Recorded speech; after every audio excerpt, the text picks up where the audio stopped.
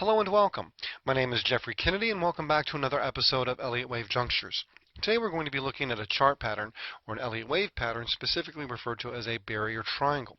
Now a barrier triangle, very simple to identify because it has a downward sloping upper trend line, and this is what I'm referring to, a downward sloping upper trend line, and a lower trend line which is actually horizontal.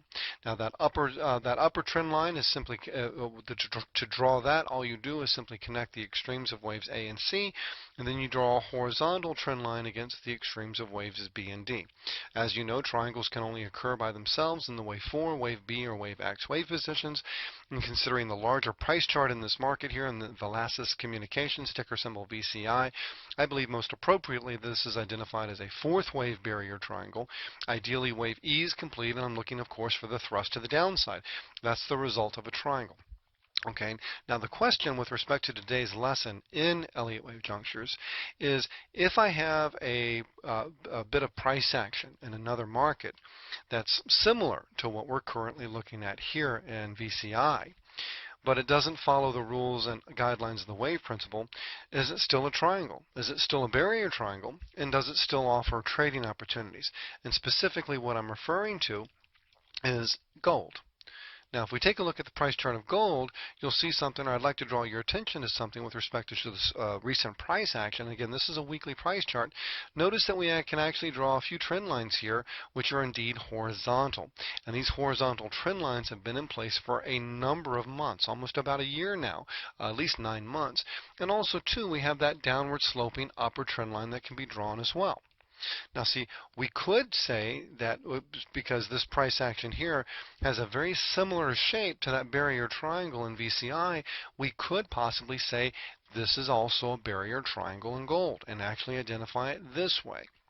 But if you look at the shorter term structure within this market on the daily level, the substructure does not support this assessment. In other words, we cannot actually identify this correctly, I believe, as a barrier triangle. And one of the big problems I see with this issue or this interpretation is the wave E move here. I do not like how proportionally it is not proportional with the rest of the structure. I notice that waves A, B, C, and D are all lengthy and time consuming, and then we just have this 2-bar pop to the upside and very muted one at that to be a wave E. Is it possible? Yes, but I don't like it.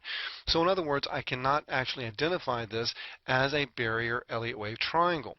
Now I can come up with other interpretations, other Elliott wave interpretations that do match and do fit, but today's question essentially is this.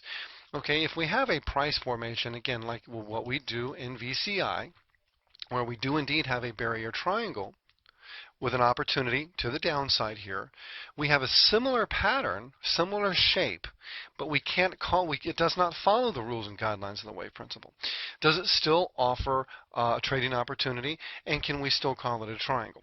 Okay, very simply, question number 1. If it does not follow the rules and guidelines of the wave principle, you cannot call it a barrier triangle. You can come up with a different interpretation, but never try and force fit or shoehorn a wave count. Simply come up with something in which the rules and guidelines are indeed adhered to. Okay, that's answer number 1, or lesson number 1.